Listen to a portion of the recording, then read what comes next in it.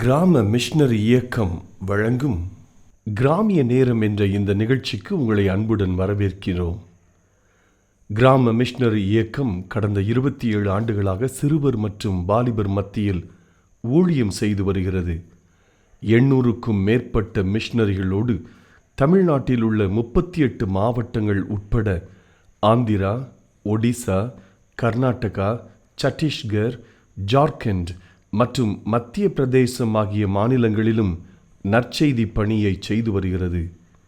எமது இலக்கு 1,00,000 கிராமங்கள், 7,000 மிஷனரிகள், ஒவ்வொரு மாநிலத்திலும் 500 மிஷனரிகள். எமது தரிசனம் என் ஆட்டுக்குட்டிகளை மேய்ப்பாயாக என்ற வசனத்தின்படி கிராமங்களில் உள்ள சிறுவர் மற்றும் வாலிபர்களை கிறிஸ்துவுக்குள் வழிநடத்தி அவர்கள் மூலம் கிராமங்களை சுவிசேஷ மயமாக்குதல், சந்திக்கப்படும் சிறுவர் மற்றும் வாலிபர்களை நாளைய தலைவர்களாகவும் ஊழியர்களாகவும் உருவாக்குதல், ஒவ்வொரு கிறிஸ்தவரையும் ஆத்தும ஆதாயம் செய்கிறவராக மாற்றுதல். இப்பொழுதும் எமது நிகழ்ச்சிகளை ஜெபத்துடன் பார்த்து பயனடையுங்கள். செயல்படும் கிறிஸ்தவர்களாக தேவனுக்கு உங்களை அர்ப்பணிப்பது உறுதி. முச்செடி அக்கினினால் எரிந்து வெந்து போகாமல் இருக்கிறது. அந்த அற்புத காட்சி தான் அவன் அந்த இடத்திலிருந்து ஆண்டவருடைய இருதயத்தை அவன் உணர்கிறான். அவனுடைய பாரத்தை உணர்ந்து அங்கு அவன் தன்னால் இயன்ற ஊழியத்தை செய்யும்படி தொடங்குகிறான். இன்னைக்கு இருக்கிற கிறிஸ்தவங்கள் எல்லாம் மாமியார் வீட்டில் நல்ல விருந்து சாப்பிட்டு இருக்கிறாப்புல தான் இருக்கிறாங்க. எவ்வளோ பெரிய அற்புதம் நடந்துருச்சுங்க. அருமையான இந்த செய்தியை கேட்கிற சகோதரன், நீ தொடங்கு என்று கர்த்தர் சொல்லுகிறார். அற்பமான ஆரம்பம் தான், ஆனால் நீங்க அதை அசட்டை செய்யாதீங்க. ஆண்டவர் அதை ஆசீர்வதித்து விடுவார்.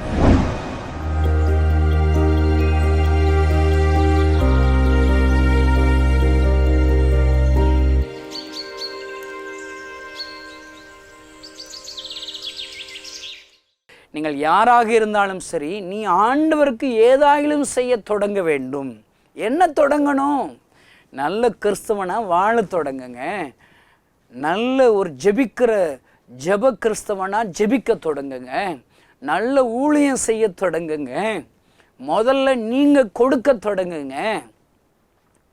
எத்தனையோ தொடக்கம் இருக்குதுங்க. இப்போ எல்லாருக்குங்க எங்க தொடங்குறதுன்னு தெரில. எல்லாம் தெரிஞ்சிருச்சு. இயேசு கிறிஸ்து உயிர் தெழுந்த ஆண்டவர்னு தெரியும், அற்புதம் செய்கிற ஆண்டவர்னு தெரியும், சுகமாக்குற ஆண்டவர்னு தெரியும், அவர் ஒரு பெரிய ஒரு தீர்க்கதரிசின்னு தெரியும்.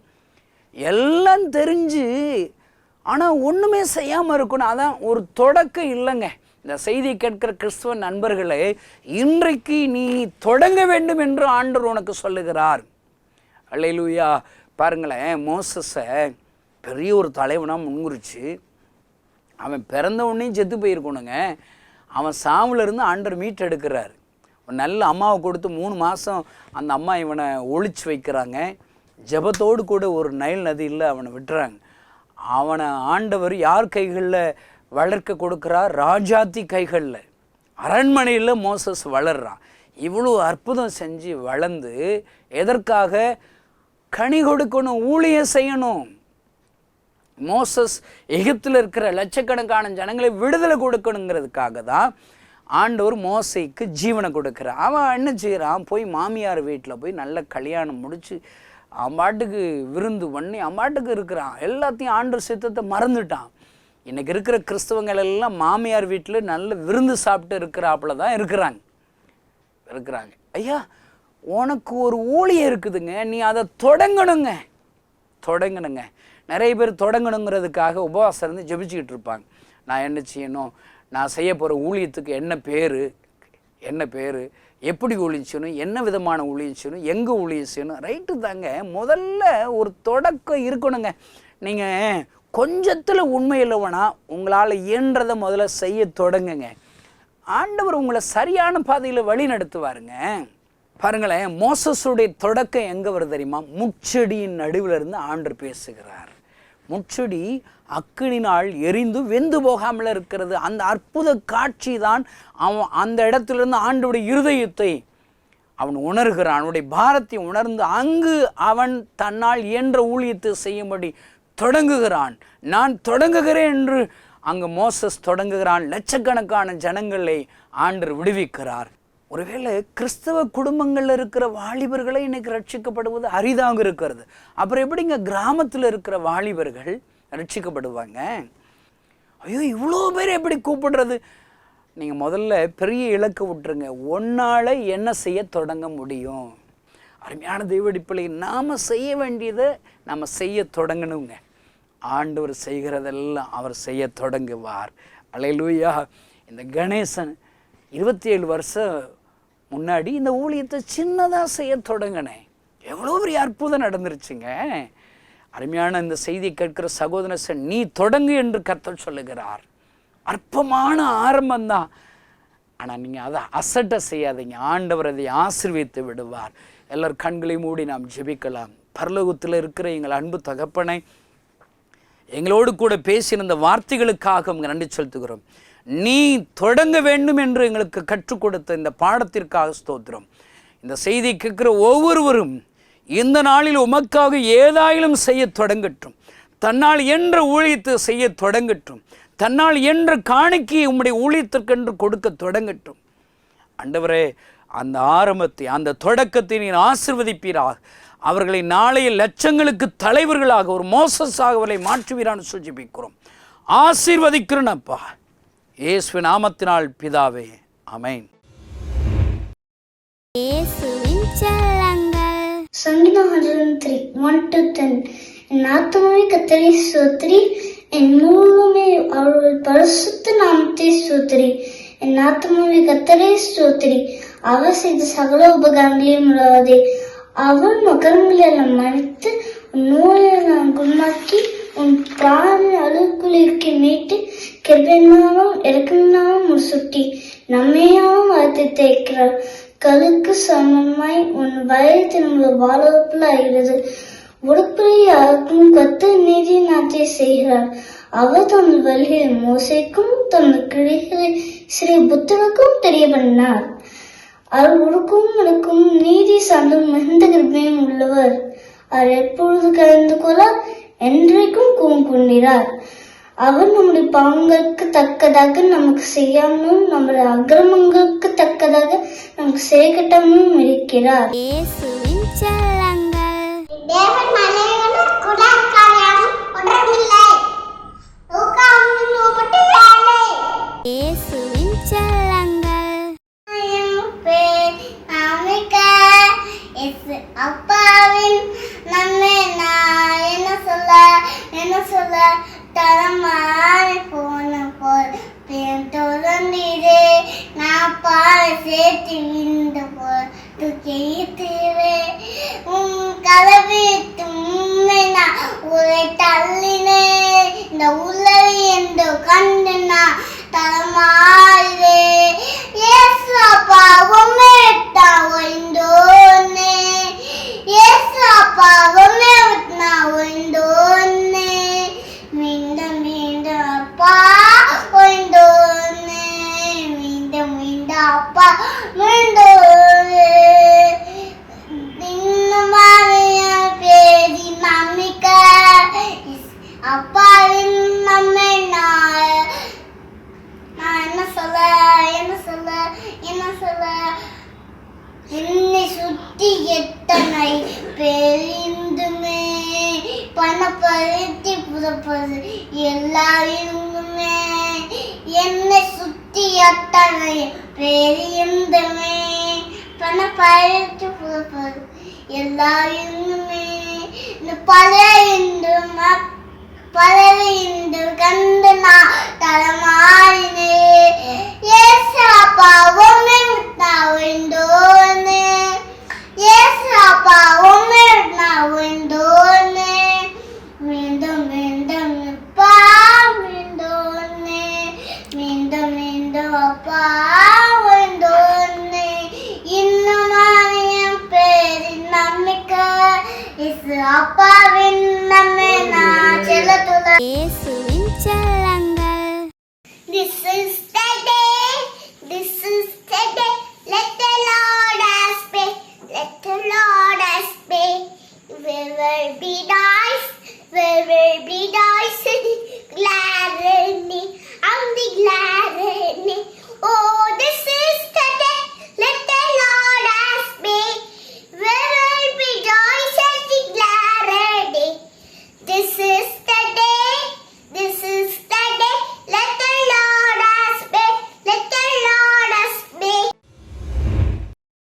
நாங்க காசு கொடுக்காம கத்திரிக்காய் சாப்பிட்டோம், கொமட்டிக்காய் சாப்பிட்டோம், வெள்ளரிக்காய் சாப்பிட்டோம், கீரை சாப்பிட்டோம். ஆனா இன்னைக்கு இந்த மண்ணாதான் எங்களுக்கு இருக்கு. இந்த ஒண்ணுத்துக்கு இந்த அற்பமான மண்ணாதான் எங்களுக்கு இருக்கு. அங்க கிரயம் இல்லாம தான் சாப்பிட்டேன். இப்ப நான் என்ன பில்லு கட்டிட்டா சாப்பிடுறேன் நீ மண்ணாவ? இல்ல அளந்து நான் உனக்கு தர்றேன். நான் உனக்கு எவ்வளவு பெரிய வயிறோ அவ்வளவு பெரிய வயிறுக்கு தர்றேன். புதுங்களை அவ்வப்போது கொடுத்து அவளை தட்டி தட்டி தட்டி கொடுத்து உன்னை இவ்வளவு தூரம் கொண்டு வந்திருக்கிறேன் மகளே. நான் செஞ்ச நன்மையை நினைச்சுப்பா. நினைத்து பார்க்கும்படியாய் ஆண்டவர் ஒரு நினைப்பூட்டும் கல்லை நமக்கு ஞாபகப்படுத்துகிறார். ஆண்டவர் நம்மை கிருபையாய் காத்து வந்திருக்கிறார். ஆண்டவருக்கு நன்றி செலுத்துவோம். அவருடைய கிருபைக்கு அளவே இல்லை. நிறைய நேரங்களில் அவர் செய்கிற நன்மைகள், அவர் நம்முடைய வாழ்க்கையில் பாராட்டின நன்மைகளை நம்ம நினைச்சு பார்க்காம என்ன செய்கிறோம், போயிடும். அதனால தான் ஏதோ தானோ என்று ஒரு வாழ்க்கை போகிறது போல நமக்கு தெரியுது. நம்ம பாடினது மாதிரி அனுதினமும் ஆண்டவர் ஆயிரமான கிருபைகளை நமக்கு தருகிற தேவனாக இருக்கிறார். 1 2 அல்ல, இன்னைக்கு போதும் உனக்கு 20 தான், இன்னைக்கு 25 தான் அப்படின்னு சொல்கிற தேவனே அல்ல. எப்போ எல்லாம் அவரை நோக்கி கூப்பிடுறோமோ ஆயிரமான நன்மைகள். யாராவது தருவாங்களாங்க? ஒரு 1000 ரூபாவை ரொம்ப வேலை செஞ்சாலும் மனதார யாருக்காவது கொடுக்க மனசு வருமா? ஒரு 1000 ரூபாவை இல்லவே இல்லை. நம்ம தேவன் 1000 நன்மைகளை தருகிற தேவனாக இருக்கிறார். இன்றைக்கு யாருடைய இருதயமாவது சோர்ந்து போய் ஒரு சோர்வோடு வந்திருப்பீங்கன்னு சொன்னா ஆண்டவர் சொல்லுகிறார், மகனே உனக்கு எண்ணி நான் கொடுக்கலப்பா, மகளே நான் உன்னை எண்ணி நான் என் கிருபையை கொடுக்கல. 1000 நன்மைகளை நான் உனக்கென்று வைத்திருக்கிறேன், அதை நான் தர வல்லமை உள்ளவராக இருக்கிறேன் என்று சொல்லுகிறார். ஹல்லேலூயா. இன்றைய நாளிலும் ஆண்டவருடைய வார்த்தையை நாம் கொஞ்ச நேரம் தியானிக்க போகிறோம். இன்றைய நாளில் என்ன வார்த்தைகளை நம்ம கொடுக்க, வாக்குத்தத்தத்தை கொடுக்கணுமே. எனக்கு வாக்குத்தத்தத்தை வச்சு ஆண்டவர் எனக்கு அநேக வாக்குத்தத்தங்களை தந்திருக்கிறார், அதை உணர முடியும், அதற்காக ஜெபிக்க முடியும். வாக்குத்தத்த செய்தி எனக்கு கொடுக்க தெரியாதே ஆண்டவரே என்று சொன்னபோது ஆண்டவர் எனக்கு நினைப்பூட்டின ஒரு சில காரியங்கள், அதாவது வேதாகமத்தில் கற்கள், ஸ்டோன், அதை பற்றி பைபிளில் நிறைய கற்களை பற்றி போடப்பட்டிருக்குது. இன்றைய நாளில் நம்ம கொடுக்கப்பட்ட நேரத்தில் ஒரு 3 விதமான கற்களை குறித்து நம்ம பார்க்க போகிறோம். முதலாவது என்ன கல் என்று சொல்லி பார்த்தால் யோசுவா 4ஆம் அதிகாரம் முதலாவது நம்ம தியானிக்க போகிற கல் என்ன என்றால் நினைப்பூட்டும் கல். என்ன நினைப்பூட்டும் கல்? மோசே இஸ்ரவேல் ஜனங்களை வழிநடத்தி கொண்டு வருகிறார். வருடக்கணக்காக, நாட்களுக்கள் கணக்காக அவர்களை வழிநடத்தி கொண்டு வருகிறார். அவருடைய காலம் முடிவடைகிறது. யோசுவாவின் கரங்களில் அது கொடுக்கப்படுகிறது. அவர் சித்தீம் என்ற இடத்திலிருந்து இஸ்ரவேல் ஜனங்களை வழிநடத்தி வருகிறார். வரும்போது ஒரு பெரிய தடை போல ஒரு யோர்தான் காணப்படுகிறது. அது அறுப்பு காலமானதால் அது தண்ணி கரை புரண்டு ஓடுகிறது. அதை பார்த்த உடனே ஜனங்கள் எல்லாம் ஒரு சோர்ந்து போய் இருக்கிறாங்க. 2 நாட்கள் அதில் தங்கி இருக்கிறாங்க. ஆண்டவர் அவங்களோடு யோசுவாவோடு பேசுகிறார். இன்றைக்கு நீங்கள் உங்களை பரிசுத்தப்படுத்திக் கொள்ளுங்கள், நாளைக்கு அற்புதங்களை நீங்கள் செய்ய பார்ப்பீர்கள் அப்படின்னு சொல்லி சொல்றார். அவர் சொல்றார், அதிகாலமே யோசுவா எழுந்திருந்து சொல்றார், உடன்படிக்கை பெட்டி, கர்த்தருடைய உடன்படிக்கை பெட்டியை தூக்கி கொண்டு வருகிற ஆசாரியர்கள் முன்னாடி வாங்க, தூக்கிட்டு போங்க. அவர்களுக்கும் இவர்களுக்கு ஒரு 2000 அடி ஒரு கேப் இருக்கணும், அதுக்கு பின்பதாக ஜனங்கள் வாங்க அப்படின்னு சொல்லி அந்த யோர்தானை கடக்கும்படி போகிறார். அப்போ யோர்தானில் ஆசாரியர்களுடைய கால் பட்ட உடனே என்ன செய்தான்? யோர்தான் 2ஆக பிரிஞ்சு ஒரு பக்கமா 2 பக்கமா ஒதுங்கி நிற்கிற ஒரு பெரிய அற்புதத்தை ஆண்டவர் செய்கிறார். சொல்லிட்டு சொல்றாரு, எப்பா இவ்வளோ ஒரு பெரிய அற்புதத்தை நாங்கள் உங்கள் வாழ்க்கையில் செஞ்சிருக்கிறேன். யோர்தானை பின்னிட்டு ஓடும்படி செய்து ஆசாரிகளுடைய கால்கள் பட்ட உடனே அவைகள் எல்லாம் ஒவ்வொரு பக்கமாக ஒதுங்கி நிற்கும்படி வெட்டன் தரையில் நீங்கள் நடக்கும்படி ஒரு அற்புதத்தை நான் செஞ்சுருக்கிறேன். ஆனால் உங்கள் சுபாவம் என்னென்னா, யோர்தானை விட்டு கடந்து போன உடனே கடைசியாக யோர்தான் தண்ணியில் முகத்தை கழுவிடுவோன்னு கழுவிட்டு போய் தண்ணி காயறக்குள்ளே நீங்கள் என்ன செஞ்சுருவீங்க? என்ன மறந்துடுவீங்க. அவருக்கு நல்லா தெரியும்ல நம்மளை பற்றி. அதனால் நீங்கள் உடனே என்ன மறந்துடுவீங்க. அதனால் 12 கோத்திரத்தில் உள்ளவங்க ஒவ்வொருத்தர் ஒரு கோத்திரத்துக்கு ஒருத்தர் வந்து ஒரு கல்லை எடுத்துகிட்டு வந்து ஆசாரியர்களுடைய கால்கள் பட்ட இடத்துலையும் யோர்தானின் நடுவில் இதை நட்டு வைங்க, இது ஒரு நினைப்பூட்டும் கல் என்று ஆண்டவர் சொல்லுகிறார். அடுத்து ஒரு நாள் வரும்போது, எப்பா என்னப்பா இதில் கல் இருக்குது அப்படின்னு சொல்லி உங்கள் பிள்ளை கேட்டுச்சுன்னா உனக்கு அப்போ தான் ஞாபகம் வரும். அல்லது கல் காலில் தட்டிச்சுன்னா உனக்கு ஞாபகம் வரும், கல் உன்னை இடிச்சிச்சுன்னா ஞாபகம் வரும். அதுக்காக தான் கல் நட்டி வைக்க சொன்னாரோ என்னவோ தெரியல. உடனே சொல்லணும், எப்பா நாங்கள் இப்படி எகிப்தின் அடிமைத்தனத்திலேருந்து புறப்பட்டு வந்தோம், வருகிற வழியில் யோர்தான் கரைபுரண்டு ஓடிச்சு, என்ன செய்யன்னு திகச்சு நிற்கும்போது எங்களை வழிநடத்தி வந்த யோசுவா சொன்னார், ஆசாரிகளுடைய கால் பட்ட மாத்திரத்தில் நாங்கள் கொஞ்சம் கூட எதிர்பார்க்காத ஒரு காரியம் நடந்துச்சு. அவ்வளோ பெரிய நல்ல தேவன். அப்படியாப்பா 40 வருஷம் கடவுள் உங்களை நடத்தினாரா இப்படி எப்படிப்பான்னு உன் பிள்ளை கேட்கும்போது உன் பிள்ளைக்கு எல்லாத்தையும் சொல்லு என்று சொல்லி நினைப்பூட்டும் கல்லை ஆண்டவர் அந்த இடத்துல வைக்க சொன்னார். இன்றைக்கும் இந்த நினைப்பூட்டும் கல் மூலம் ஆண்டவர் நமக்கு நினைவுபடுத்துகிற காரியம் என்ன அப்படி என்றால், வந்திருக்கிற நம்மளை ஆண்டவர் உனக்கு நான் இதுவரைக்கும் செய்திருக்கிற நன்மையை நீ நினைச்சு பாருப்பான்னு சொல்றார். நினைப்பூட்டிக்கொள் என்று ஆண்டவர் சொல்லுகிறார். நாம அடிக்கடி மறந்து போகிறவர்களாக இருக்கிறபடினால நான் உனக்கு இதுவரைக்கும் செய்த நன்மைகளை நீ நினைத்துக்கொள், உன்னை நினைப்பூட்டும்படியா இந்த அதிகாலை வேளையில் இந்த கல்லை குறித்து நான் பேசுகிறேன். நான் என் ஜனங்கள், ஆண்டவர் எப்படிப்பட்ட தேவனாய் இருக்கிறார், என் ஜனங்கள் நான் உங்களுக்கு செய்கிற நன்மையெல்லாம் அவங்க மறந்துடக்கூடாது, அதையெல்லாம் அவர்கள் நினைத்து கொண்டே இருக்க வேண்டும் என்று விரும்புகிறார். ஹல்லேலூயா. நம்மளே ஒரு சின்ன ஒரு காரியத்தை ஒருத்தங்களுக்கு செஞ்சுட்டோம் கொடுத்துட்டோம் அப்படின்னா அடுத்த நாள் 3 நாள் கழிச்சு ஏதோ அவன் முகத்தை வெட்டிட்டு போறான்னா, பாருடா முந்தா நேரத்து தான் அப்படி ஒரு உதவி நான் செஞ்சேன், அதை இவ்வளோ நேரத்துக்குள்ள மறந்துட்டானேடா. அந்த சாதம் கிண்டும் போது அது தூக்கி இறக்கி அன்னைக்கு எவ்வளோ வேலை செஞ்சு கொடுத்தேன், இன்னைக்கு அதை மறந்து இந்த ஒரு சின்ன ஹெல்ப் பண்ண மாட்டேங்காங்களே. நம்ம நினைக்கிறோம்ல, ஆண்டவர் அவர் நமக்கு செய்கிற நன்மைகளை நம்ம மறக்கவே கூடாது, நினைத்து அவருக்கு நன்றி செலுத்த வேண்டும். அது மாத்திரல்ல, அதை நம்முடைய சந்ததிக்கு சொல்லணும், அதை அவருடைய பிள்ளைகளுக்கு சொல்ல வேண்டும் என்று சொல்லி ஆண்டவர் விரும்புகிற தேவனாயிருக்கிறார். ஆண்டவர் இந்த நாளில் நமக்கு சொல்லுகிற காரியம், மகளே, அந்த நாட்களின் தொடக்கம் முதல் நான் உன்னை நடத்தி வந்தேனே, உன் தாயின் கருவில் நீ இருக்கும்போதே எத்தனையோ பிரச்சனைகள் அல்லவா, நீ பிறந்தப்போ, நீ படிக்கிறப்போ, உன்னுடைய வாழ்க்கையின் ஆரம்பிக்கிறப்போ, உன் திருமண காரியத்தில் எத்தனையோ தேவைகள், எத்தனையோ காரியங்கள், நீ படிக்கிற வயதில் உன்னுடைய குடும்பத்தின் காரியத்தில் எவ்வளோ பிரச்சனையை நீ எதிர்கொண்டு வந்தல்ல, யோர்தானை போல பிரச்சனையை பார்த்து நீ திகைச்சு நின்னல்ல, அப்போ எல்லாம் நீ வெட்டம் தரையில் நடக்கும்படி நான் உன்னை வழி நடத்தி வந்தேனே, நீ அதை நினைச்சு பாருன்னு ஆண்டவர் சொல்லுகிறார். இன்றைக்கு நம்ம இல்லாத ஏதோ காரியங்களை நாம் நினைக்கிறோம், ஐயோ அது இல்லையே, இந்த காரியத்துக்காக நான் ஜெபிக்கிறேன், இந்த காரியம் எனக்கு நடக்கலையே, இந்த காரியம் எனக்கு கைகூடி வரலையே என்று நம்ம நினைக்கிறோம், ஜெபிக்கிறோம். ஆனால் எத்தனையோ நன்மைகளை ஆண்டவர் நமக்கு செய்திருக்கிறாரே. படிப்பின் காரியத்தில் ஆண்டவர் நம்மளை வழிநடத்தி வந்தாரே. குடும்பத்தில் எவ்வளோ பெரிய தேவை, ஒருவேளை குடும்பமே உடஞ்சிருமோ, நம்ம அம்மா அப்பா இவ்வளோ பிரச்சனையா, உடன் பிறந்தவர்கள் மத்தியில் இவ்வளோ பிரச்சனையா, இனி அவ்வளோதான், நான் ஆண்டவரை ஏற்றுக்கொண்டது நிமித்தம் என் குடும்பத்தில் இவ்வளோ ஒரு பெரிய புயல் அடிக்குதே, இனி அவ்வளோதான், அவங்களுக்கும் எனக்கு இருக்கிற உறவு முடிந்து போயிருச்சு, இனி ஒன்றுமே இல்லை அப்படி நம்ம நினச்சி நம்ம கலங்குன நேரத்துலலாம் ஆண்டவர் நடத்தி வந்து இன்னைக்கு திரும்பி பாருங்க, உடஞ்சு போன உறவுகளை எவ்வளோ சீர்படுத்தி வச்சிருக்கிறாருல்ல. முடிஞ்சிச்சின்னு நினைச்சு முற்றுப்புள்ளி வச்ச காரியத்தெல்லாம் ஆண்டவர் மறுபடியும் உயிரோடு எழுப்பி இருக்கிறாருல்ல. எவ்வளோ அற்புதத்தை நமக்கு செஞ்சிருக்கிறார். ஆனால் நம்ம இஸ்ரவேல் ஜனங்களை போல அநேக நேரத்தில் ஆண்டவர் மன்னாவை காலைதோறும் கொடுக்குறார். நமக்கெல்லாம் மன்னா உளுந்துச்சுன்னா எவ்வளோ சந்தோஷமா இருக்கும்.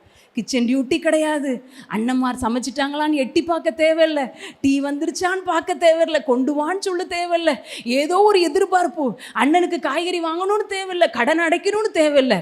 ஆனால் வானத்து மன்னா, தேவதூதர்கள் உண்ணுகிற உணவு, தேனிட்ட பணியாரம், அந்த உணவை சாப்பிடும்போது அவங்க உள்ள எதை நினச்சிச்சின்னு என்னாகமத்தில் போடப்பட்டிருக்கிறது 11:7 என்று நினைக்கிறேன் போடப்பட்டிருக்குது. எகிப்தில் நாங்கள் காசு கொடுக்காம கத்திரிக்காய் சாப்பிட்டோம், கொமட்டிக்காய் சாப்பிட்டோம், வெள்ளரிக்காய் சாப்பிட்டோம், கீரை சாப்பிட்டோம், ஆனால் இன்னைக்கு இந்த மண்ணா தான் எங்களுக்கு இருக்குது, இந்த ஒன்றுத்துக்கு கொஞ்சம் அற்பமான மண்ணாதான் எங்களுக்கு இருக்குது என்று சொல்லி இஸ்ரவேல் ஜனங்கள் சொல்லுகிறத பார்க்கணும்ல. அந்த வார்த்தையை வாசிக்கும் போது நமக்கே கவலையாக இருக்கு. இஸ்ரவேல் ஜனங்களை மண்ணாவை கொடுத்து வழிநடத்தி வருகிற ஆண்டவருடைய இருதயம் எவ்வளோ துக்கப்பட்டிருக்கும்ல, எவ்வளோ துக்கப்பட்டிருக்கும்ல. எப்பா நீ அங்கே கிரயம் இல்லாமல் தான் சாப்பிட்ட, இப்போ நான் இப்போ என்ன பில்லு கட்டிட்டா சாப்பிட்றேன் நீ மண்ணாவை, இல்லை அளந்து நான் உனக்கு தர்றேன், நான் உனக்கு எவ்வளோ பெரிய வயிறோ அவ்வளோ பெரிய வயிறுக்கு தர்றேன், உனக்கு சின்ன வயிறோ அதுக்கு தக்க தர்றேன், எல்லா நாளும் தர்றேன், இல்லைன்னு சொல்லாத அளவுக்கு தர்றேனப்பா. அன்னைக்கு நான் காசு இல்லாமல் கத்திரிக்காய் சாப்பிட்டேன், கொமட்டிக்காய் சாப்பிட்டேன். கொமட்டிக்காய் எப்படி இருக்கும் நமக்கு தெரியல, கசக்குமா என்ன செய்யும் தெரியல. இஸ்ரவேல் ஜனங்களுக்கு அது ரொம்ப பிடிச்சிருக்கு. கிரயம் இல்லாமல் வெள்ளரிக்காவை சாப்பிட்டோமே, கிரயம் இல்லாமல் கீரையை சாப்பிட்டோமே. நம்ம கூட நினைக்கிறோம் இன்றைக்கு ஆண்டவர் நமக்கு ஊழியத்துக்கு கொண்டு வந்து நமக்கு வானத்து மண்ணாவை போல அனுதினமும் நமக்கு தர்றார் வார்த்தையை. இப்படியெல்லாம் எல்லா ஜனத்துக்கும் கிடைக்குமான்னு சொல்ல முடியாது. எல்லா ஊழியம் செய்கிறவர்களை உற்சாகப்படுத்துவதற்கு ஆண்டவர் காலையும் மாலையும் ஜெப நேரத்தை வைப்பாரா? எல்லா இடங்கள்லையும் இப்படி உண்டான்னு தெரியாது. வானத்து மண்ணாவை நமக்கு தந்தாலும் இந்த இடத்துல வந்து அமரும்போது இந்த அற்பமான மண்ணாவா தெரியுது, நமக்கு அற்பமான காரியமாக தெரியுது. இவங்க செய்தியாக்கும் இதுவாக்கும் இந்த அற்பமான. நான் எங்கள் ஊரில் இருக்கும்போது எப்படியெல்லாம் இருந்தே தெரியுமா? கொமட்டிக்காய் கிடச்சிச்சு தெரியுமா, எனக்கு வெள்ளரிக்காய் கிடச்சிச்சு தெரியுமா, கீரை கிடச்சிச்சுங்க அப்படின்னு சொல்கிறோம். இந்த வானத்து மண்ணாவை ஆண்டவர் நமக்கு அனுதினமும் கொடுக்குற இந்த மண்ணாவை நம்ம அற்பமாக எண்ணி கொண்டிருக்கிறோம். ஆண்டவர் சொல்லுகிறார், மகளே மகனே, நான் உன்னை வழிநடத்தி வந்த பாதை சாதாரண பாதை இல்லைப்பா. உன்னை நான் அழைச்சிட்டு வந்த காரியத்தை நீ மறந்துருக்கலாம், ஆனால் என் நினைவுல எல்லாமே இருக்குது. உன்னுடைய உடல் உருவாகும் போது எல்லாவற்றையும் நான் அறிந்திருக்கிறேன். உன்னுடைய எலும்புகள் எல்லாம் எப்போ உருவாச்சு எல்லாமே எனக்கு தெரியும். எல்லாம் என் டைரியில் இருக்குப்பா. எல்லாவற்றையும் அறிந்து என் பிள்ளை அழுதுறக்கூடாது, என் பிள்ளை சோர்ந்துடக்கூடாது சொல்லி அற்புதங்களை அவ்வப்போது கொடுத்து அவளை தட்டி தட்டி தட்டி கொடுத்து உன்னை இவ்வளவு தூரம் கொண்டு வந்திருக்கிறேன். மகளே, நான் செஞ்ச நன்மையை நினைச்சுப்பா. நினைப்பூட்டும் கல். இன்றைக்கு ஆண்டவர் நமக்கு நினைப்பூட்டுகிறார். சோர்ந்து போயிருக்கிறீங்களோ? ஐயோ, என் பாக்கெட்டில் வலது பேங்க்கில் ஒரு 1 லட்சம் ரூபா இருந்தாவாச்சு நிம்மதியாக இருப்பேனே, ஒன்றுமே இல்லையே நினைக்கிறீங்களோ? பேக்கெட்டில் பேங்க்கில் 1 லட்சம் ரூபாய் இல்லாமல் இருக்கலாம், ஆனால் நீங்கள் உட்கார்ந்துருக்கிறதுல 25 லட்சம் உங்கள் கையில் இருக்குது. 25 லட்சம் கூட சொல்லக்கூடாது, 1 கோடி ரூபாய் உங்கள் கையில் இருக்குது, ஒவ்வொருத்தர்கிட்ட இருக்குது. எப்படின்னு கேட்குறீங்களா? உங்களுடைய சரீரமெல்லாம் இயங்குதில்ல, சூப்பராக உங்கள் ஹார்ட் கரெக்டாக லப் டப்புன்னு துடிக்குதில்ல, உங்கள் கிட்னி கரெக்டாக அதில் இருக்கிற நெஃப்ரான்ஸ் எல்லாமே உங்களுடைய எல்லா அசுத்தங்கள் உடம்புல இருக்கிற ரத்தத்தை சுத்தப்படுத்துதில்ல, உங்கள் லங்ஸ் சூப்பராக இயங்குதில்ல, உங்கள் ரத்தத்தில் சக்கரை உப்போட அளவெல்லாம் கரெக்டாக வச்சுருக்கிறாருல்ல, உங்கள் பிரெயினில் எந்த பிளாக்கும் வராமல் சூப்பராக ரத்தம் ஓடிக்கிட்டே இருக்குல்ல, உங்கள் கையை நீங்கள் நினச்ச இடத்துக்கு திருப்புறீங்கல்ல, உங்கள் காலை வச்சு நீங்கள் நினச்ச இடத்துக்கு போகிறீங்கல்ல, உங்கள் கண்ணை வச்சு நீங்கள் விரும்புகிறதெல்லாம் பார்க்குறீங்கல்ல, விரும்புகிறதெல்லாம் வாசிக்கிறீங்கல்ல, நினச்ச உடனே பேசுகிறீங்கல்ல, அப்படி நினச்ச உடனே காசு கொடுக்காம ஆக்சிஜனை சுவாசிச்சுட்டே இருக்கிறோம்ல. கொரோனாவில் எத்தனை பேருக்கு ஆக்சிஜன் சிலிண்டரில் சுவாசிச்சாங்க? சிலிண்டர் கிடைக்காம எத்தனை பேர் இருந்தாங்க? காசே கொடுக்காம சிட்டியில் இருந்தால் புகை காற்று என் பிள்ளைக்கு வந்துடும், லங்ஸ் கொஞ்சம் கொஞ்சமாக வீக் ஆயிருமோ நினச்சி சுத்தமான காற்றை எவ்வளோ நல்ல தேவன்ல, எவ்வளோ நல்ல தேவன்ல, எப்படி தன்னுடைய ஜனங்களை நடத்த வேண்டும் என்று சொல்லி ஆண்டவர் நடத்தி வருகிறார். நம்முடைய சரீரத்தின் அவயங்களெல்லாம் இயங்குது. துட்டில்லையே நினைக்கிறோம், ஒன்றும் இல்லாமல் போய் ஆஸ்பத்திரியில் அட்மிட் பண்ணோம், அதில் குறை இதில் கரன்னு சொல்லி நமக்கு பில்லு 50,000 போடுவாங்க. இன்னைக்கு ஆரோக்கியமாக இருக்கணும்னா 50,000 இன்னைக்கு கையில் உங்கள் கையில் செக்காக இருக்குன்னு அர்த்தம். இல்லாதவைகளை நினைத்து நினைத்து எகிப்திலிருந்து வந்த அடிமைத்தனத்திலிருந்து வந்த ஜனங்களை போல ஆண்டவரை இல்லாத காரியங்களை நினைக்கிறோமோ? சில மகளை நான் உன்னை நினைப்பூட்டுகிறேன். உன் தாயின் கருவிலிருந்து நான் உன்னை அழைத்து வந்த தேவன், உன்னை நான் தெரிந்தெடுத்த தேவன், உன்னை நடத்தி வந்திருக்கிறேனே. 1 2 நான் செய்திருக்கிற நன்மைகள், உன் வாழ்க்கையில நான் செய்த நன்மையை நினைச்சு பாரு. நினைத்து பார்க்கும்படியாய் ஆண்டவர் ஒரு நினைப்பூட்டும் கல்லை நமக்கு ஞாபகப்படுத்துகிறார். 2வது ஒரு கல்லை குறித்து பார்க்க போகிறோம். அது என்ன கல்? 1 சாமுவேல் 17ஆம் அதிகாரம் 40ஆம் வசனம். 1 சாமுவேல் 17:40. தடியை கையிலே பிடித்துக்கொண்டு ஆற்றில் இருக்கிற 5 கூழாங்கல்லுகளை தெரிந்தெடுத்து அவைகளை மேய்ப்பருக்குரிய தன்னுடைய அடைப்பையிலே போட்டு தன் கவனை தன் கையிலே பிடித்து கொண்டு அந்த பெலிஸ்தன் அண்டையிலே போனான். ஹல்லேலூயா. இது 2வது எண்ணக்கல், கூழாங்கல். அது யாருடைய கரத்தில் இருந்தது? தாவீதினுடைய கரத்தில் இருந்தது. தாவீதுக்கு முன்பதாக நிற்பது பெரிய கோலியாத். கோலியாத்துக்கு கொஞ்சம் ஈக்குவல், அவரை விட சின்னவர் தான் இஸ்ரவேலின் ராஜா சவுல். சமஸ்த இஸ்ரவேலிலும் அவர் தான் ஹைட், அவர் நிற்கிறார், அவர் பயந்து கொண்டு நிற்கிறார். ஆனால் சோட்டா பாய் நம்முடைய தாவீது போறாரு, ஆனால் அவர் கையில் இருக்கிறது என்னது? கூழாங்கல் இருக்குது. கூழாங்கல்லுக்கு மாத்திரம்தான் ஷார்ப் கார்னர்ஸ் கிடையவே கிடையாது. கூர்மையான நுனிகள் கிடையாதது எதுதான்? கூழாங்கல் தான். கூழாங்கல்ல ஆண்டவர் நீங்களும் நானும் இருக்கும்படி நம்மளை அழைப்பு கொடுக்கிறார். எப்படி இந்த கூழாங்கலுக்கு ஷார்ப் கார்னர்ஸ் கிடையாதோ, யாரையும் காயப்படுத்துகிற தன்மை கிடையாதோ, அப்படி நம்முடைய எல்லா முனைகளும் அதை அடித்து நொறுக்கப்பட்டு உருண்டு உருண்டு வந்து அது நொறுக்கப்பட்டு ஒரு மழுங்கலான ஒரு கூழாங்கல்லாம் நம்ம மாறணும்னு சொல்லி ஆண்டவர் விரும்புகிறார். நம்முடைய அண்ணன் சொல்லுவாங்க, செத்த பாம்பு போல இரு. செத்த பாம்பு அடிச்சா சீருமா? செத்த பாம்பு அடிச்சா அது படம் எடுக்குமா? செத்த பாம்பு அடிச்சா அது கொத்த வருமா? செத்த பாம்பு அடிச்சா அது நம்மளை முறைச்சி பார்க்குமா? இல்லவே இல்லை. செத்த பாம்பு போல இருக்கு என்று சொல்றது போல ஒரு கூழாங்கல்லாய் நாம் மாறி இருக்க வேண்டும். கூழாங்கல்லாய் மாறும்போது தான் ஆண்டவர் நம்மை கையில் எடுக்க வல்லமையுள்ளவராயிருக்கிறார். ஷார்ப் கார்னர்ஸ், எடுத்த உடனே மூக்குல கோபம், எடுத்த உடனே ஷார்ப்பா எல்லாம் நம்மளை சுத்தி இருக்கிற காரியம், எப்பண்டா யாரை இந்த வார்த்தையை சொல்லி காயப்படுத்தலாம் என்று அந்த ஷார்ப் கார்னர்ஸ் இருக்கும்போது ஆண்டவர் நம்மளை பயன்படுத்த முடியாது, ஆண்டவர் நம்ம எடுக்கவே முடியாது. அவர் நம்மை கையில எடுக்க வேண்டும் என்றால் நாம் ஒரு கூழாங்கல்லாய் மாறி இருக்க வேண்டும், ஒரு கூழாங்கல்லாய் மாறி இருக்க வேண்டும். எப்படி ஒரு கூழாங்கல் படைக்கும் போதே அப்படி வளவளன்னு இருக்குதா, அழகா உருண்டையா அது இருக்குதா? இல்லவே இல்லை.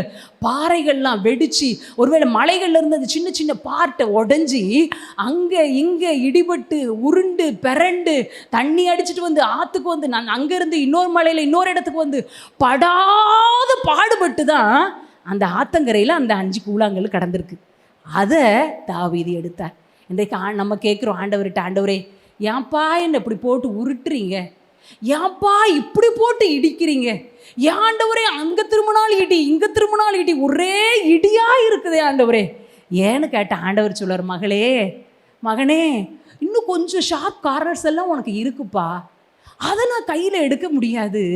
உன் ஷார்ப் கார்னர்ஸ் எல்லாம் உடைக்கப்படணும், அதை எல்லாம் மழுங்கப்படணும், அந்த கார்னர்ஸ் எல்லாம் இல்லாமல் உடைச்சி திருப்பி திருப்பி உடைத்து உடைத்து அதை திருப்பி நான் அதை மறுபடியும் என் கையில் எடுக்கிறதுக்கு வசதியாக மாற்றும்படியாக உன்னை உருட்டுறேன்ப்பா, உன்னுடைய கார்னர்ஸ் உடைக்கப்படும்படியாக நான் உருட்டுறேன் அப்படின்னு சொல்லி ஆண்டவர் சொல்லுவார்.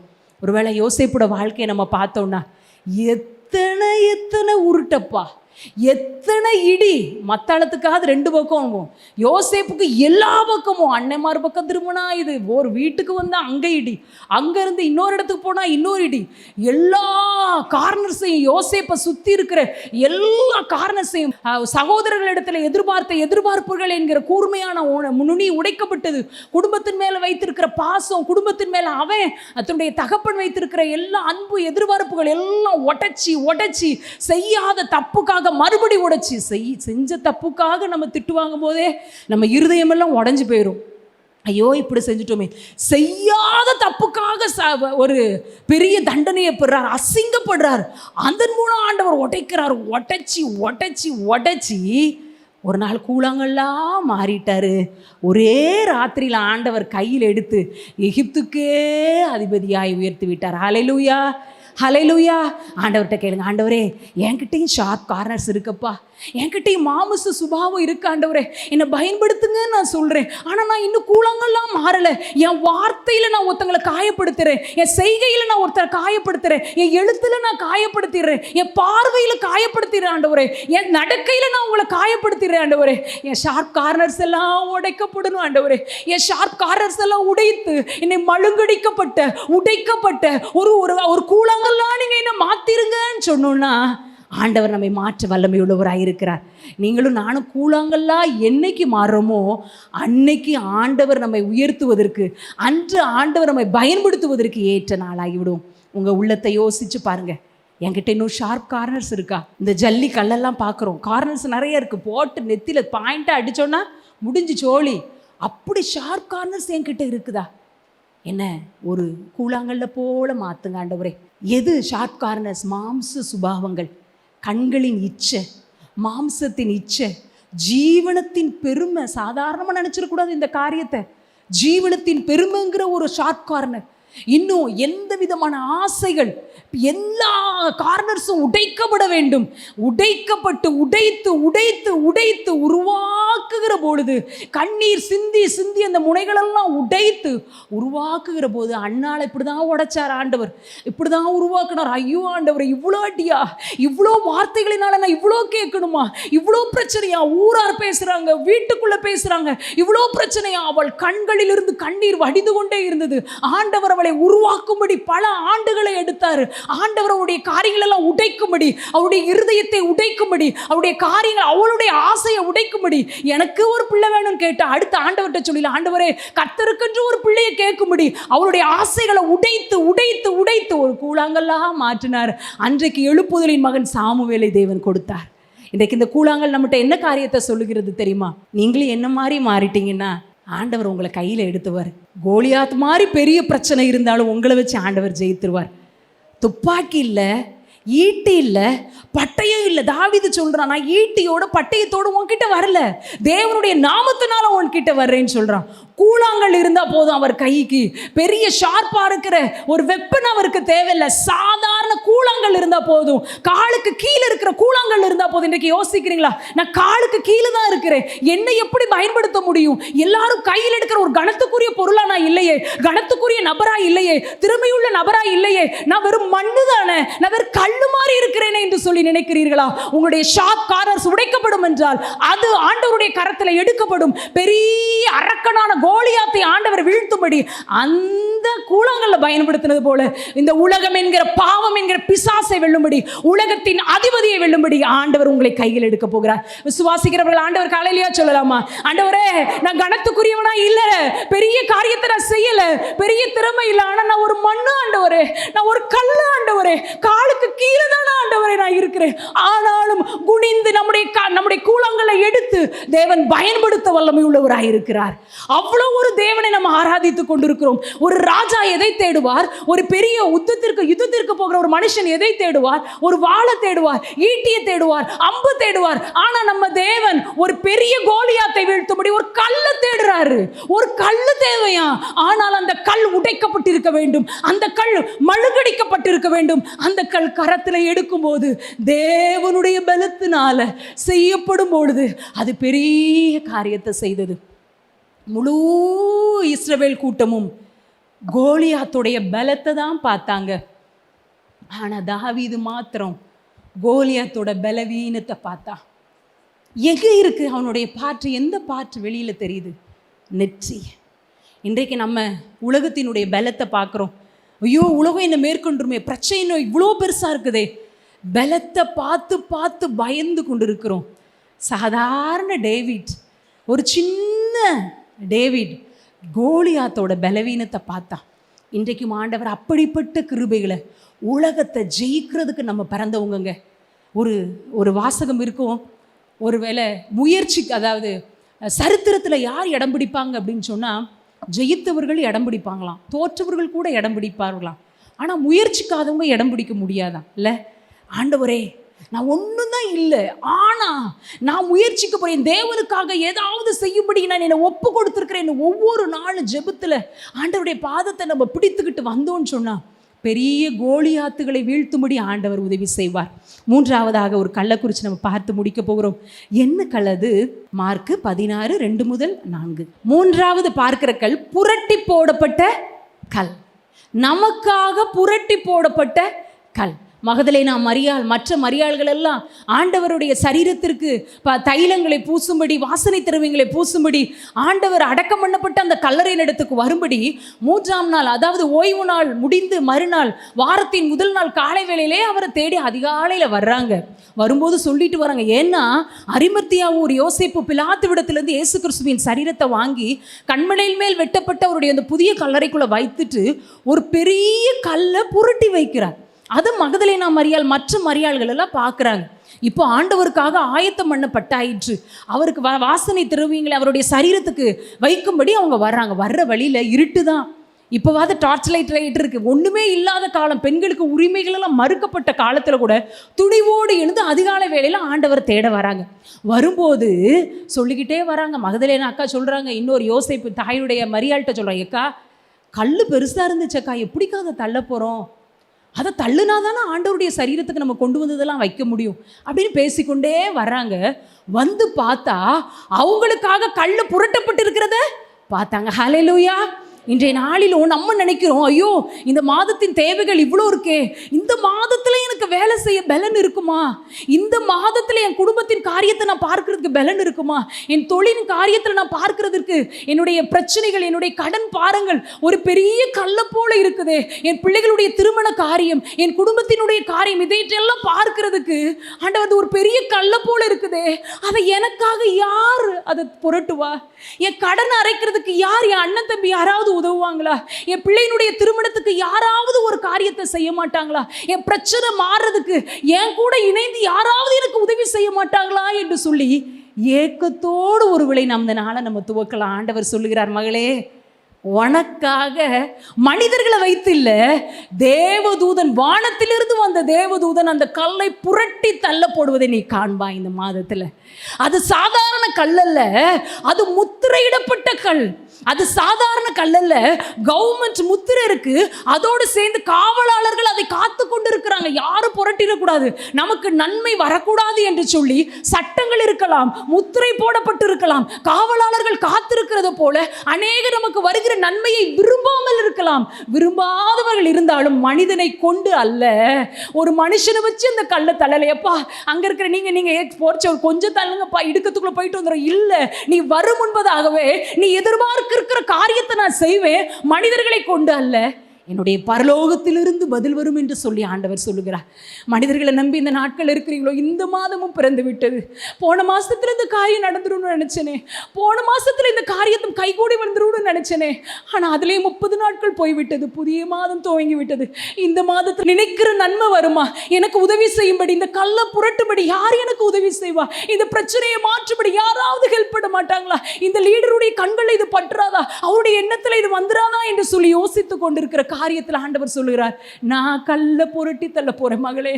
உன் பலன் இல்ல, மற்றவருடைய பலன் இல்ல, நான் உனக்கு செய்கிற காரியத்தை உன் கண்ணே பார்த்து ஆச்சரியப்படும். நான் உனக்கு செய்கிற காரியத்தை நீயே பார்த்து ஆச்சரியப்படுவ. இது எப்படி ஆயிற்று? இது கர்த்தரை அல்லாமல் வேறு யாரும் எனக்காக இதை செய்திருக்க முடியாது என்று சொல்லி ஆச்சரியப்படும்படி புரட்டி போடப்பட்ட கல்லை நீங்க காண்பீர்கள். விசுவாசிக்கிறவங்க ஆண்டவர் கல்லையே சொல்லாமா, என் பிரச்சனையை ஆண்டவர் புரட்டி போட போறாரியா, என் கவலையை ஆண்டவர் புரட்டி போட போறாரியா, முடிச்ச உடனே எனக்கு ஞாபகத்துக்கு வருகிற என்னுடைய காரியத்தை ஆண்டவர் புரட்டி போட போகிறார். அவர் புரட்டி போடப்பட வேண்டும் என்றால் அந்த மீட்பை, அந்த ரட்சிப்பை, அந்த பெரிய காரியத்தை நம்ம பெற்றுக்கொள்ள வேண்டும்னு சொன்னா அதிகாலமே ஆண்டவரை தேடினாங்க. மகதலேனா மரியாள், மற்ற மரியாள் தேடி வந்தவங்க வெறுங்கையா வரல, அவருக்காக செயல்படும்படி கைகளில் ஏதோ ஒன்றை கொண்டு வந்தாங்க. ஆண்டவர், மகளே, இந்த நாளில் ஆண்டவர் சொல்லுகிற காரியம், மகனே மகளே, இந்த வார்த்தையை கேட்டுக்கொண்டிருக்கிற தேவஜனமே, ஆண்டவர் சொல்லுகிறார், நான் உனக்காக காரியத்தை செய்யணும்னா நீ என்னை தேடுப்பா. நான் வேற ஒண்ணுமே நான் ஒன்று சொல்லலை, நீ என்னை தேடி வா, என்னை தேடி வா. அதிகாலையில் நீ என்னை தேடி வா. அதிகாலையில் கஷ்டப்பட்டு 2 கண்ணை முழிச்சிட்டு வந்து இங்கே உட்காந்து மறுபடியும் அந்த கண்ணை க்ளோஸ் பண்ணிக்கிறோமோ? அதிகாலையில் தேடுகிற இருதயம், ஆண்டவரை தேடுகிற இருதயம், அது மாத்திரம் இல்லை, ஆண்டவருக்காக செயல்படும்படி அர்ப்பணித்திருக்கிற இருதயத்தை ஆண்டவர் பார்க்கிறார்.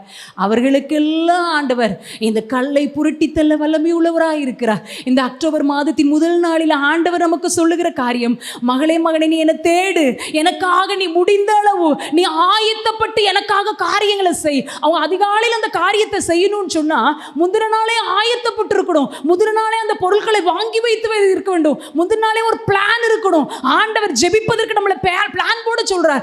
திட்டமிடாவிட்டால் நமக்கு ஜெபிக்க நேரமே கிடையாது, திட்டமிடாவிட்டால் நமக்கு ஜெபமே நம்ம அந்த நாளில் இருக்காது.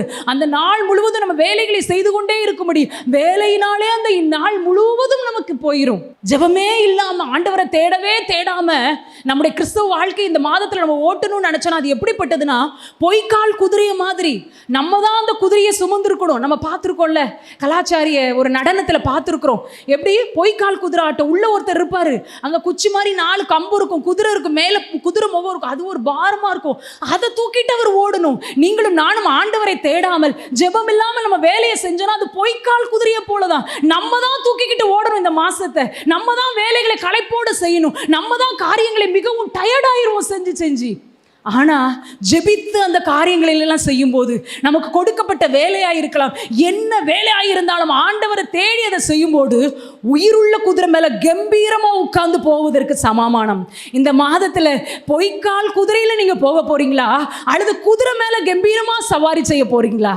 எதுல நம்ம செய்ய போறோம்? பொய்க்கால் குதிரை போதுமா? அதை தூக்கி நம்ம டயர்டாயிருவோங்க, களைப்பாயிருவோம், ஒரு நாளே டயர்டாயிருவோம்.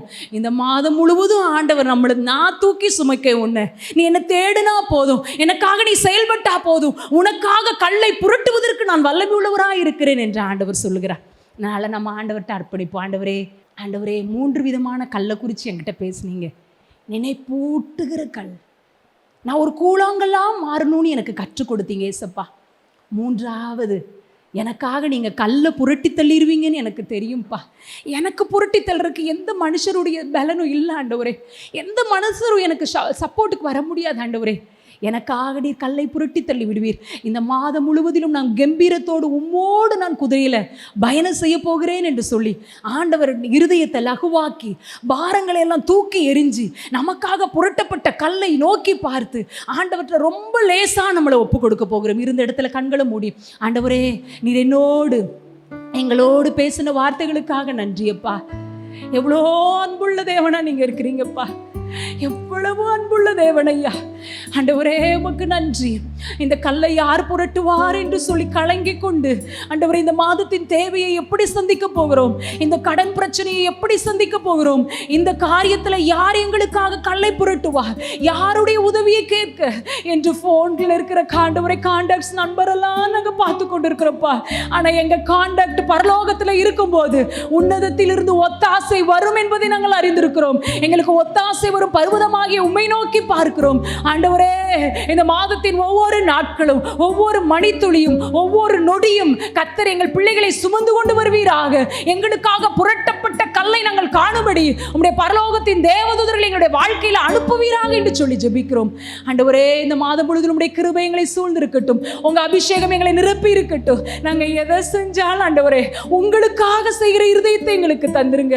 அப்படிப்பட்ட கிருபையினால் எங்களை நிரப்பிருங்கன்னு சொல்லி ஜெபிக்கிறோம். எங்க குடும்பத்தின் காரியத்தை, எங்க ஊழியத்தின் காரியத்தை, எங்க தனிப்பட்ட வாழ்க்கையின் பாரத்தை நாங்க சுமக்கலப்பா. உங்க கிட்ட கொடுத்துறோம் ஆண்டவரே, உங்க கிட்ட கொடுத்துறோம். எல்லாவற்றையும் லகுவாக்கி விடுவீராக ஆண்டவரே. இளைப்படைந்த எங்களை நீர் லகுவாக்கி விடுவீராக. வருத்தப்பட்டு பாரம் சுமக்கிறவர்களே என்னிடத்தில் வாருங்கள் என்று சொன்னீங்களே. எங்கள் வருத்த பாரங்களை, எங்களை குடும்பத்தை குறிச்ச பாரங்களை உங்க சமூகத்துல வச்சிடறோம். எங்களுக்கு கொடுக்கப்பட்ட வேலைகளை உங்க சமூகத்துல வச்சிடறோம் ஆண்டவரே. லகுவாய் செய்து முடிக்க உதவி செய்வீராக. உன்னதத்தின் பலனால் எங்களை நிரப்புவீராக என்று சொல்லி ஜெபிக்கிறோம். கர்த்தர் அப்படியே செய்தும் நாமத்தை மகிமைப்படுத்தும். துதி கனம் மகிமையெல்லாம் உமக்கு செலுத்துகிறோம். மீட்பர் இயேசுவின் மூலம் வேண்டிக் கொள்கிறோம் பிதாவே, ஆமென். இயேசு கிறிஸ்துவின் இனிய நாமத்தினாலே கிராம மிஷனரி இயக்க பங்காளர்களுக்கு, குடும்பத்தார்களுக்கு எங்களுடைய அன்பின் வாழ்த்துக்கள். ஆண்டவர் கிருபையினாலே 27 வருடங்களாக இந்த ஊழியத்தை கிரமமாக செய்வதற்கு ஆண்டவர்கள் கிருபை கொடுத்தார். 800 மிஷனரிகள் இருக்கிறார்கள். பயிற்சியில் அநேக மிஷனரிகள் சேர்ந்து கொண்டே இருக்கிறார்கள்.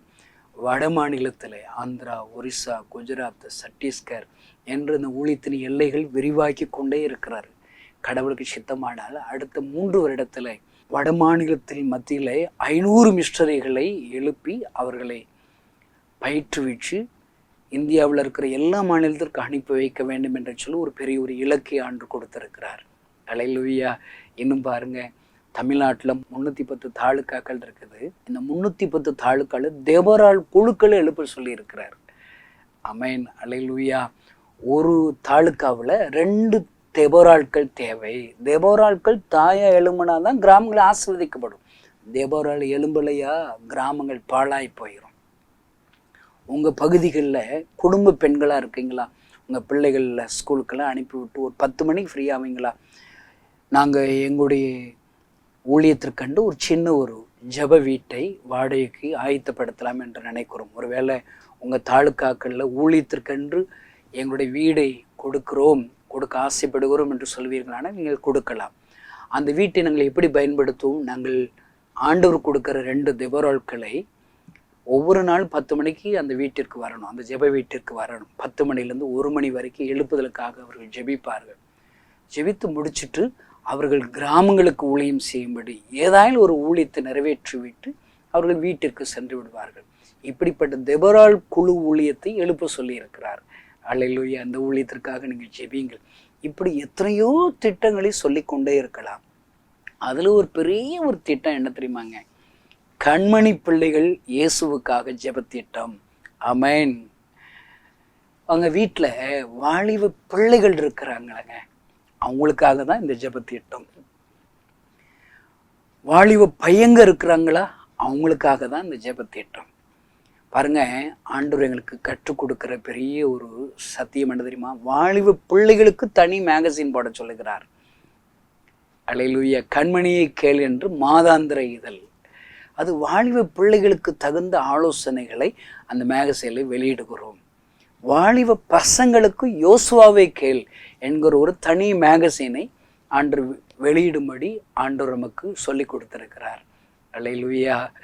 பாருங்க, இப்படிப்பட்ட வாலிப பிள்ளைகளுக்காக, வாலிப தம்பிமார்களுக்காக ஆண்டவர் கொடுத்த ஜெபத்திட்டம் தான் கண்மணி பிள்ளைகள் இயேசுவுக்காக ஜெபத்திட்டம்.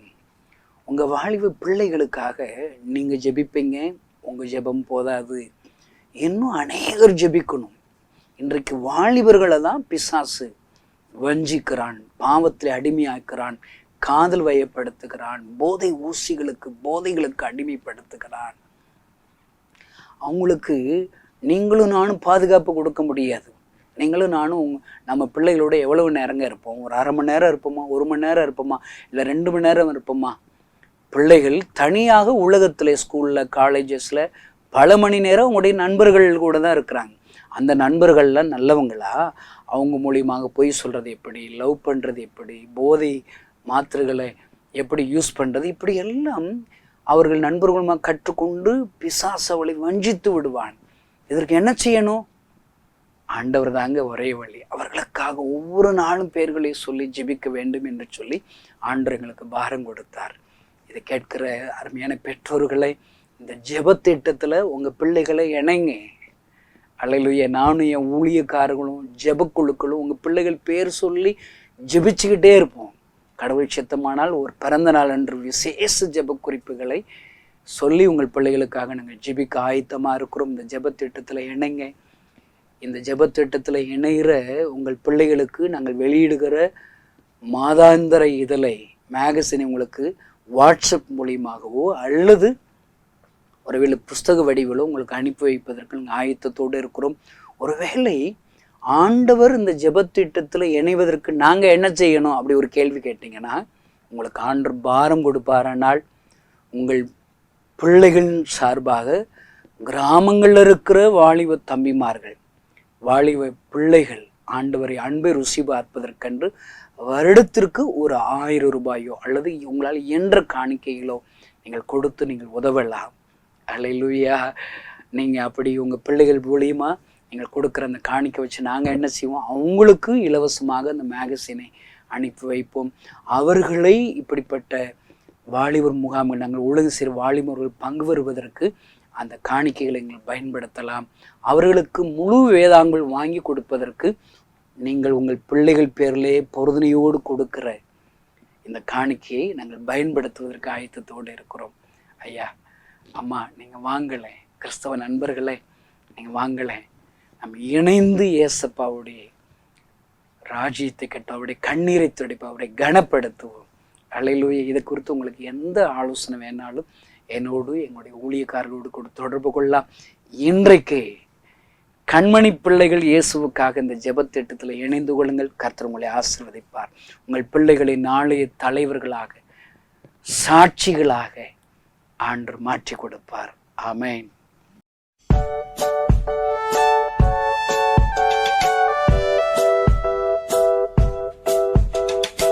இயேசுவோடு நடக்கும்போது என்ன ஆனந்தம், இயேசுவோடு நடக்கும்போது என்ன பேரின்பம். பாருங்க, இயேசுவோடு நடக்கும்போது என்ன ஆனந்தம், சத்தமா. இயேசுவோடு நடக்கும்போது என்ன பேரின்பம், இயேசுவோடு நடக்கும்போது கண்ணீர் இல்லையே, இயேசுவோடு நடக்கும்போது கவலை இல்லையே, இயேசுவோடு நடக்கும்போது கண்ணீர் இல்லையே, இயேசுவோடு நடக்கும்போது கவலை இல்லையே, எல்லாமே எல்லாமே இயேசுதானே, எல்லாமே எல்லாமே இயேசுதானே. Very good. இப்போ இதுக்கு ஒரு ஆக்ஷன் பார்த்துலாமா? இயேசுவோடு நடக்கும்போது என்ன ஆனந்தம், இயேசுவோடு நடக்கும்போது என்ன பேரின்பம், இயேசுவோடு நடக்கும்போது என்ன ஆனந்தம், இயேசுவோடு நடக்கும்போது என்ன பேரின்பம், இயேசுவோடு நடக்கும்போது கண்ணீர் இல்லையே, இயேசுவோடு நடக்கும்போது கவலை இல்லையே, இயேசுவோடு நடக்கும்போது கண்ணீர் இல்லையே, இயேசுவோடு நடக்கும்போது கவலை இல்லையே. எல்லாமே எல்லாமே இயேசுதானே, எனக்கு எல்லாமே எல்லாமே இயேசுதானே, நமக்கு எல்லாமே எல்லாமே இயேசுதானே.